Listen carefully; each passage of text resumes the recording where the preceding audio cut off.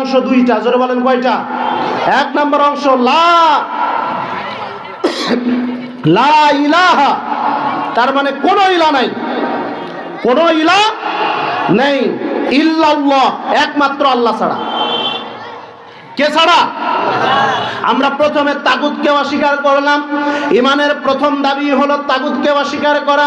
আপনি যদি তাগুতকে অস্বীকার করতে না পারেন, আপনি হাজারো ইমানদার হন না কেন, আপনি হাজারো নামাজ পড়েন, রোজা রাখেন, হজ করেন, যাকাত দেন, ইসলামী আন্দোলন করতে করতে আপনি শহীদ হয়ে যান, আল্লাহে আল্লাহর কসম, তাগুতকে যদি আপনি অস্বীকার না করেন, তাহলে বুঝতে হবে আপনার ইমানের মধ্যে ঘাটতি আছে। ঠিক না?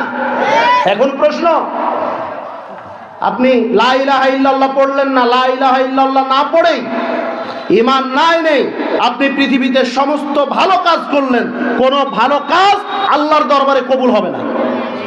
ওই যুবকের মতো একজন যুবক রাস্তা দিয়ে একটা সুন্দরী মেয়ে যাচ্ছিল, তাকে ঘরে নিয়ে আসলো, নিয়ে আসার পরে বোরকা পরাইলো, উজু করাইলো, গোসল করাইলো, এরপরে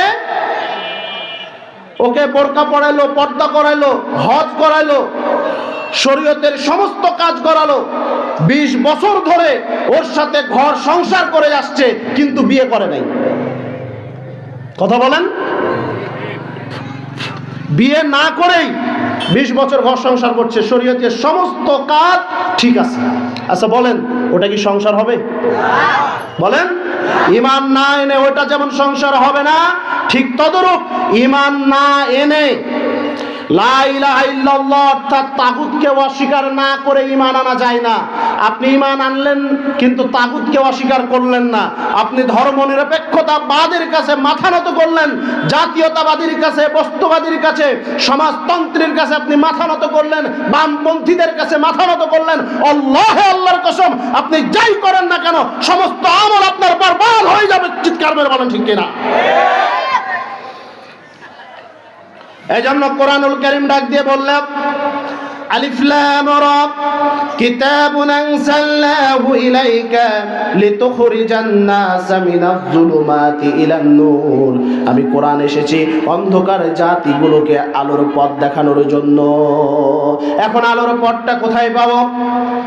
আলোর পথ আছে ওই জায়গায় বিশ্বনবী জনাবে মুহাম্মদ রাসূলুল্লাহ সাল্লাল্লাহু আলাইহি ওয়াসাল্লাম যখন ইসলামের দাওয়াত দেওয়া শুরু করলেন, যখন বিশ্বনবী সাল্লাল্লাহু আলাইহি ওয়াসাল্লাম প্রথম পর্যায়ে ইসলামের দাওয়াত দেওয়া শুরু করলেন, সেই যুগটা ছিল সহজ না কঠিন? কথা বলেন। বিশ্বনবী যখন দাওয়াত দিলেন, গোপনীয় দাওয়াত, গোপন ভাবে গেলেন তার প্রিয়তমা স্ত্রী হযরতে খাদিজা রাদিয়াল্লাহু তাআলা আনহার কাছে। আপনারা ইতিহাসগুলো জানেন, কিন্তু শুধু আপনাদের বোঝানোর জন্য আমি পয়েন্টটা বলতেছি। হযরতে খাদিজা রাদিয়াল্লাহু তাআলা আনহার কাছে আসলেন, কালেমার দাওয়াত দিলেন। হযরতে খাদিজা কোনো দ্বিতীয়বার কোনো কথা বললেন না, সাথে সাথে তিনি কালেমা পড়ে মুসলমান হয়ে গেলেন। এরপর তিনি আসলেন তার প্রিয় বন্ধু, তার খেলার সাথী হযরত আবু বকর সিদ্দিক রাদিয়াল্লাহু তাআলা আনহুর কাছে। হযরত আবু বকর সিদ্দিক রাদিয়াল্লাহু তাআলা আনহু দ্বিতীয় কোনো কথা বললেন না, কালেমা পড়ে মুসলমান হয়ে গেলেন। এইভাবে বিশ্বনবী সাল্লাল্লাহু আলাইহি ওয়াসাল্লামের নিকট আত্মীয় যারা আছেন, বিশ্বনবীর কাছের যারা আছে, যারা বিশ্বনবীকে সব সময় চিনত, যারা বুঝতো, এই সমস্ত লোকদের কাছে দাওয়াত নিয়ে গেলেন। ইসলামের প্রথম যুগে বিশ্বনবী সাল্লাল্লাহু আলাইহি ওয়াসাল্লাম আবু জাহেল, আবু লাহাব, উতবা, শাইবা তাদের কাছেও দাওয়াত নিয়ে গিয়েছিলেন, কিন্তু দাওয়াত তারা গ্রহণ করে নাই, বরং দাওয়াত গ্রহণ করার পরিবর্তে নবীজির উপরে তারা অকঠ্য নির্যাতন আর জুলুম করা শুরু করলো। জুলুম আর নির্যাতন সহ্য করতে না পেরে আল্লাহ পাক রব্বুল আলামিন নির্দেশ করলেন, হে রাসূল, আপনাকে আর মক্কা নগরীতে থাকা লাগবে না, আপনি চলে যান, হিজরত করেন, মদিনায় গিয়ে আপনি হিজরত করেন। বিশ্বনবী মদিনায় গিয়ে হিজরত করলেন। মদিনায় হিজরত করে আল্লাহ পাক রব্বুল আলামিন নবীজিকে শিখায় দিলেন, হে রাসূল, আপনি আমার কাছে দোয়া করেন, ওয়াজআলনি মিন লাদুনকা সুলতানান নাসীরা, হে আল্লাহ, আমাকে তুমি রাষ্ট্রীয় ক্ষমতা দান করে দাও। তার মানে ইসলাম কোরআনকে রাষ্ট্রীয়ভাবে নিয়ে যেতে হলে সর্বপ্রথম রাষ্ট্রীয় ক্ষমতা, কারণ কোরআন তো কোনো ধর্মীয় কিতাব নয়। আপনারা স্বীকৃতি দিলেন না শুরুতে? আপনারাই তো স্বীকৃতি দিয়েছেন, কোরআন কি শুধু ধর্মীয় কিতাব?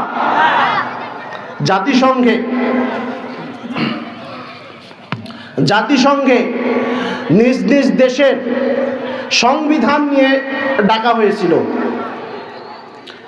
সে সময় সৌদি আরবের বাদশাহ ছিলেন বাদশাহ ফয়সাল। তিনি কোরআনুল কারীমটাকে পেশ করেছিলেন জাতিসংঘের কাছে। তাকে প্রশ্ন করা হয়েছিল, তাকে বলা হয়েছিল, বাদশাহ ফয়সাল, আপনি কোরআন নিয়ে এসেছেন, এটা তো মুসলমানদের ধর্মীয় কিতাব, আপনি এটা নিয়ে এসেছেন কেন? বাদশাহ ফয়সাল সে সময় জবাব দিয়েছিলেন, শোনো ও জাতিসংঘের লোকেরা, কোরআন এটা মুসলমানদের শুধু ধর্মীয় কিতাব নয়, এটা মুসলমানরা ধর্মীয় কিতাব হিসাবে বিশ্বাস করে, এটা ঠিক আছে, কিন্তু ধর্মীয় কিতাব হিসাবে নয়, এটা মুসলমানদের কাছে আল্লাহ রাব্বুল আলামিন সংবিধান স্বরূপ নাজিল করেছেন, এটা আমাদের কাছে সংবিধান, আর এই সংবিধান দিয়ে, এই কোরআন দিয়ে আমি আমার সৌদি আরব রাষ্ট্র পরিচালনা করি।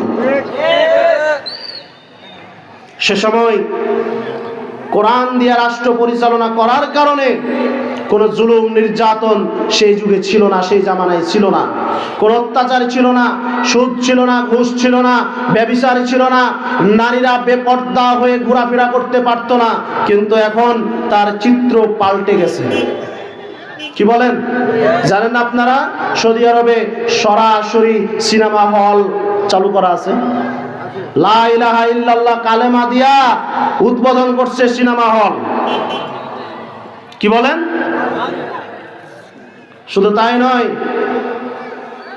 বর্তমান সৌদি আরবের বাদশাহ ঘোষণা করেছে, সৌদি যুবরাজ ঘোষণা করেছে, নারীরা ইচ্ছা মতো, সে যদি ইচ্ছে করে সে বোরখা পরবে, পর্দা করে বাইরে বের হতে পারবে, যদি ইচ্ছে না হয় সে বোরখা পরতে পারবে না, এখানে কেউ তাকে জোর করতে পারবে না। এটা কোরআনের আইনের পক্ষে না বিপক্ষে? আল্লাহ রাব্বুল আলামিন বলছেন, আকারানা ফি বুয়ুতিকুন্না ওয়ালা তাবাররাজনা তাবারুজাল জাহিলিয়াতিল উলা। আল্লাহ পাক রব্বুল আলামিন ডাক দিয়ে বলছেন, হে নারীরা, তোমরা বেপর্দা হয়ে ঘরের বাইরে বের হবে না। কিন্তু সৌদি যুবরাজ, সৌদি বাদশাহ ঘোষণা করেছে, নারীরা ইচ্ছা হলে বোরকা পরবে, ইচ্ছা না হলে বোরকা পরবে না, এখানে কোনো বাধ্যবাধকতা থাকবে না। আমার ভাইরা, একটা বক্তব্য, অনেক ভাইরাল, এই নিয়ে অনেক প্রশ্ন আসছিল আমাদের কাছে এক সময়। এদেশের সর্ববৃহৎ ইসলামী আন্দোলন, ইসলামী আন্দোলনের আমির ডাক্তার শফিকুর রহমানকে প্রশ্ন করেছিল একজন সাংবাদিক, হয়তো আপনারা শুনেছিলেন। তাকে বলা হয়েছিল, যদি আপনারা ক্ষমতায় আসেন তাহলে কি নারীদেরকে পর্দা করাবেন? এরকম একটা প্রশ্ন করেছিল, মনে আছে কিনা আপনাদের?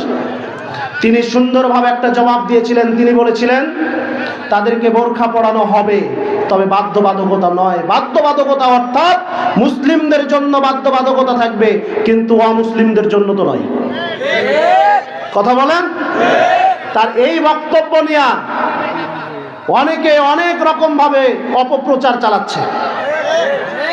শুনে রাখো, কথা বুঝতে হলে আগে সামনের এবং পরের সমস্ত কথা বুঝতে হবে, এরপর প্রচার প্রচারণা থাকতে হবে।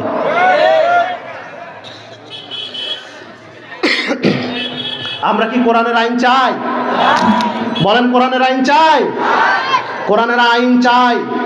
আমরা এই কোরআনের আইন দিয়া রাষ্ট্র পরিচালনা, সমাজ পরিবর্তন করবে কোরআন। সমাজে এখনো, যদিও দেশ থেকে স্বৈরাচারীরা বিদায় হয়েছে, কিন্তু এখনো কি স্বৈরাচারীদের অভ্যাস বিদায় হয়েছে? সরকারি অফিসগুলো থেকে কি সুদ ঘুষ বন্ধ হয়েছে? এখনো সুদ আর ঘুষ আছে না নাই? অন্যায় দুর্নীতি এগুলো এখনো আছে না নাই? এগুলো দূর করতে হলে অতি শীঘ্রই সংসদে কোরআনের সংবিধান দিয়ে রাষ্ট্র পরিচালনা করতে হবে।